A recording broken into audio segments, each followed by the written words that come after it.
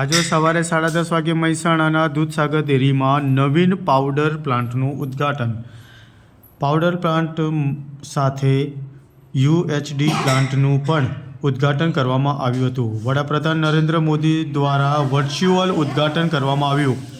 નવીન powder plant શરૂ થતાં ડેરીની ક્ષમતામાં થશે વધારો.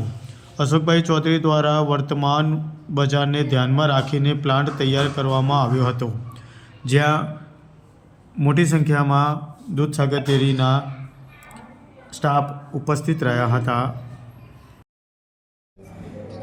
આજે નવી દિલ્હી ખાતેથી પ્રધાનમંત્રી નરેન્દ્રભાઈ મોદી સાહેબે દેશના 100 જિલ્લાઓ કે જ્યાં અનાજ ઉત્પાદન ઓછું થાય છે એ 100 જિલ્લાઓને અંદર કૃષિ ઉત્પાદન વધારવા માટેની યોજના લોન્ચ કરી છે, જેના દ્વારા ભારત સરકાર એ જિલ્લાઓમાં જે પણ તકલીફ હશે એ દૂર કરી અને કૃષિ ઉત્પાદન વધે અને એ જિલ્લાઓ પણ બાકીના જિલ્લાઓની સાપેક્ષ આવી શકે એ રીતની કામગીરી કરવા માટેની યોજના લોન્ચ કરી છે. સાથે સાથે આપણે અનાજમાં તો આત્મનિર્ભર છીએ, પણ દાળ ઉત્પાદનમાં આપણે ખૂબ મોટી આયાત કરવી પડતી હોય છે.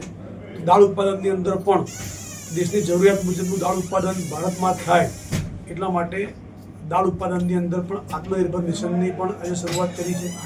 સાથે સાથે લગભગ 1100 જેટલી યોજનાઓ દ્વારા 42,000 કરોડના ઉદ્ઘાટન અને શિલાન્યાસનો કાર્યક્રમ પણ હતો, જે ખેતી, પશુપાલન, મત્સ્ય ઉદ્યોગ આવા બધા અલગ અલગ વિભાગોના સાથે મળી અને આ પ્રકારનો કાર્યક્રમ હતો. એની અંદર દૂધસાગર ડેરીના પાવડર પ્લાન્ટ અને યુએચડી પ્લાન્ટનું પણ ઉદ્ઘાટન મોદી સાહેબે ઓનલાઈન વર્ચ્યુઅલ માધ્યમથી કર્યું છે, જેના દ્વારા દૂધસાગર ડેરીના પશુપાલકોને ખૂબ મોટો ફાયદો થવાનો છે. સાથે સાથે આ યોજનાને પશુપાલન વિભાગને અંદર મંજૂરી મળતા વ્યાજ સહાય પણ ખૂબ મોટી મળવાની છે.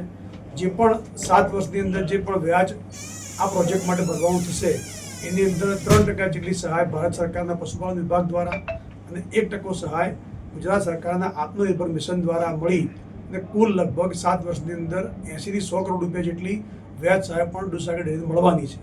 કુલ મળીને દેશના પશુપાલકો મજબૂત થાય, દેશની ડેરીઓ મજબૂત થાય, એના માટે ભારત સરકાર અને ગુજરાત સરકાર જે રીતે કામ કરી રહી છે એનો હું લાખ અભિનંદન આપું છું.